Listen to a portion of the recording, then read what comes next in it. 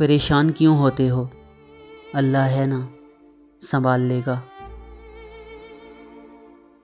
لوگ وہی خوبصورت ہوتے ہیں جن سے بات کر کے دل ہلکا اور پرسکون ہو جائے۔ جب ضمیر غلامی کا عادی ہو جائے تو طاقت کوئی معنی نہیں رکھتی۔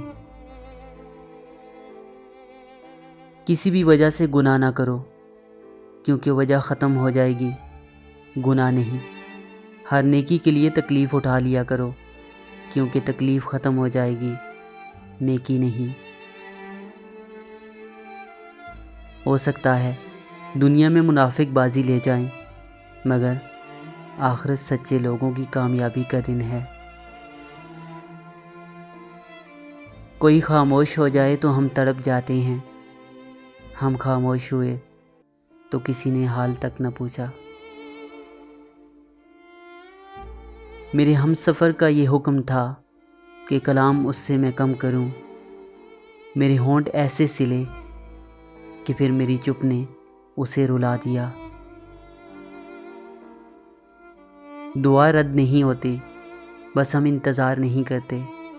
اللہ ہمیشہ بہترین وقت کے لیے بہترین فیصلہ کرتا ہے۔ انسان کی سب سے بڑی غلطی یہ ہے کہ رب سے پہلے انسان کے آگے روتا ہے۔ اس نے جب کہا برے ہو تم، اس نے جب کہا برے ہو تم، میں نے پھر برائیوں کی حد کر دی۔ کچھ درد، کچھ لوگ، کچھ وعدے ایسے بھی ہوتے ہیں کہ جو انسان کو ہمیشہ کے لیے خاموش کر دیتے ہیں۔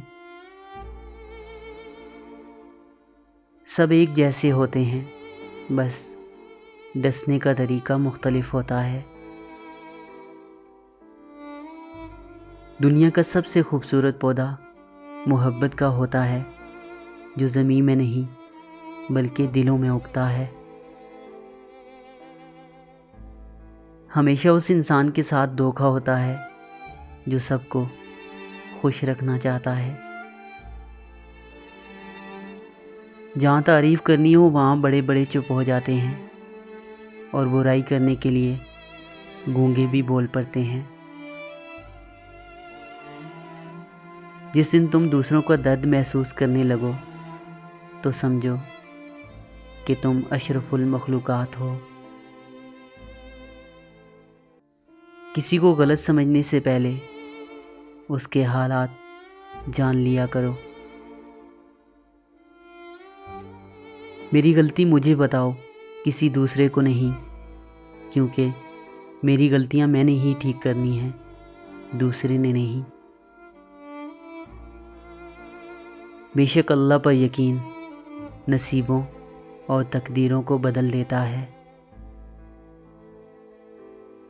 وہ اللہ ہی تو ہے جو دل کی خاموشی کو بھی سمجھ لیتا ہے۔